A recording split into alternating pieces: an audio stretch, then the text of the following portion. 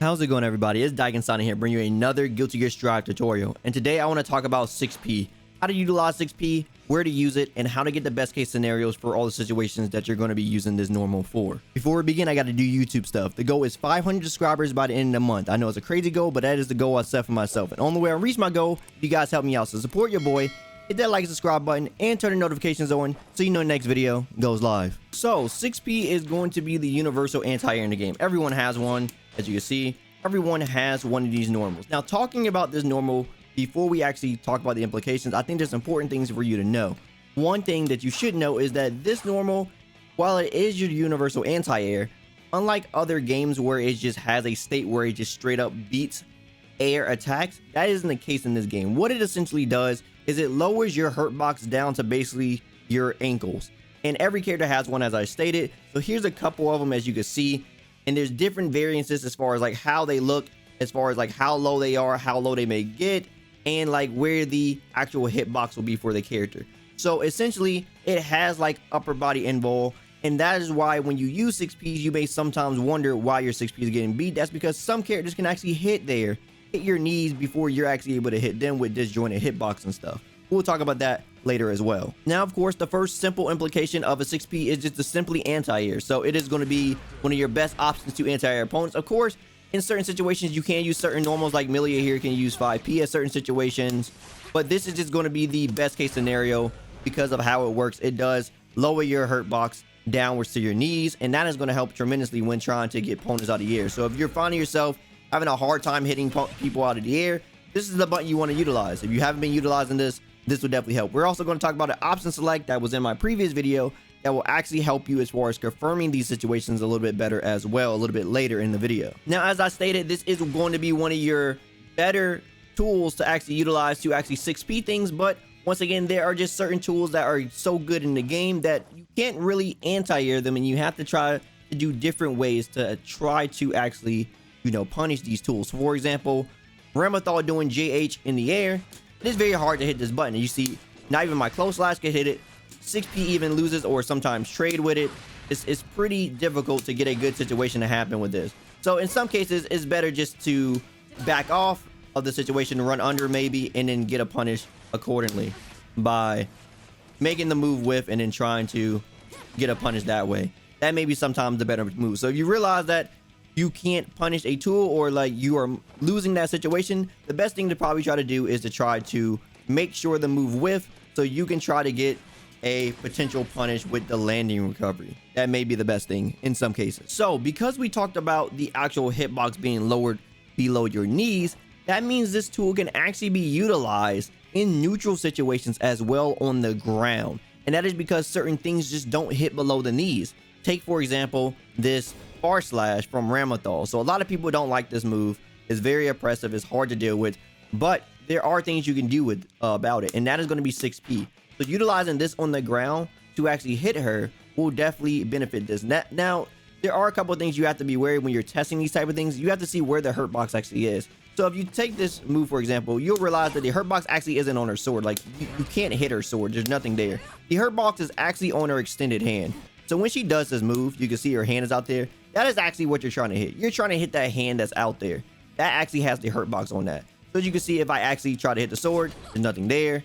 But if I can get there and hit the hand, then I can hit her. So you use the dash momentum from your running start, and you predict that Ramathal is going to do a far slash, or any character that you're trying to basically hit, and you know that the button that they're going to utilize isn't going to hit below the knees, then this will be the tool you can utilize to try to punish what they're doing in a neutral. So you're having a hard time fighting a character with a big button.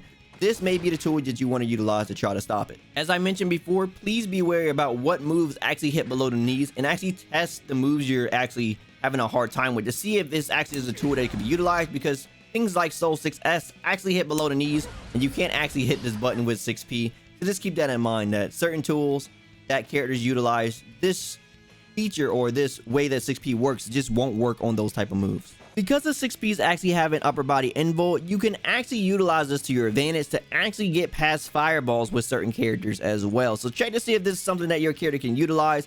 Obviously, with some other characters, it can be a little bit risky, as trying to get through this because it just isn't enough upper body frames for some characters, but it could definitely be something that can be utilized for certain situations, especially if you're closing in on your opponent.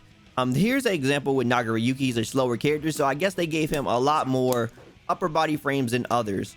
So he can actually go through Ice Fireball pretty easy, as you can see, with the 6P. And if he's close enough, you will actually, you know, counter hit him for trying to do something like that. So if the Kai is trying to, like, you know, throw out a fireball and he's within the vicinity, then this is something you can do.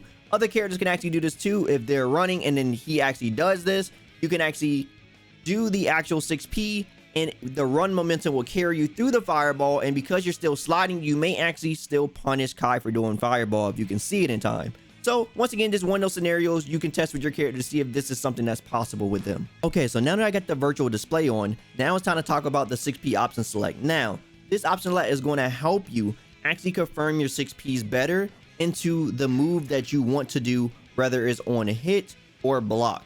Now, essentially what you want to do is you want to find two special moves, one that you're okay going to on block and one that you want to go to only on hit.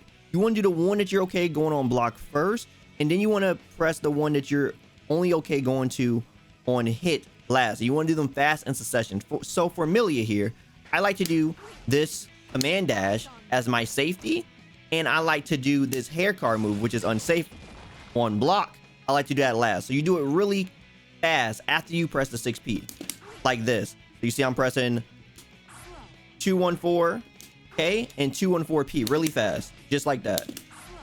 And essentially what will happen, because of the screen flash, the 6P will actually register the second move first if you get a counter hit. So this is essentially what it would look like. So I have solo on random, and you'll just see how it naturally happens. So as you see on block, I just simply got the dash. But on hit, it allows me to get the actual hair car, which is good for Milia because I can go for safe jumps and left rights and stuff off that. Just showing it again that he is on random, and this will happen. So essentially, once again, the inputs is 6P, and whatever move you want to go to on block first, and then whatever move you want to go to on hit second. And you want to do it really fast off the 6P motion, and that will allow you to option select off the counter hit stop. Now, if you aren't comfortable with doing this because you're a newer player or something, then there is one other option that I do recommend, which is okay to take as well. And that is simply just getting used to anti-airs. Once you get a feel for when you may anti-air the opponent with a counter hit, it is better to take just the raw 6P rather than pressing something else afterwards. What I mean by that is, if I do another button, as you see, they sort of do the soft knockdown. But counter hits with 6P actually makes it to where the opponent gets hard knockdown. So it's okay to just take the raw 6P if you aren't okay yet with trying to implement such a advanced option select within your game plan. So just take the 6P rather than special canceling it, unless it's going to kill.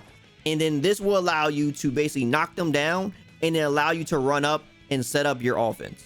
And that's pretty much everything you need to know for 6P. I hope you guys found this useful. If there's any other tutorials or mechanics or any things you guys want me to cover, please let me know down in the comments below. I'll definitely be checking that to see if anything else needs to be covered that you guys are a little bit confused on. As always, like anything I have to say, drop me a like, I greatly appreciate it. And if you want more from me, follow me on socials. Also, don't forget to subscribe and turn notifications so you know the next video goes live. As always, my name is Daikin, and I'll see you next time. Signing out.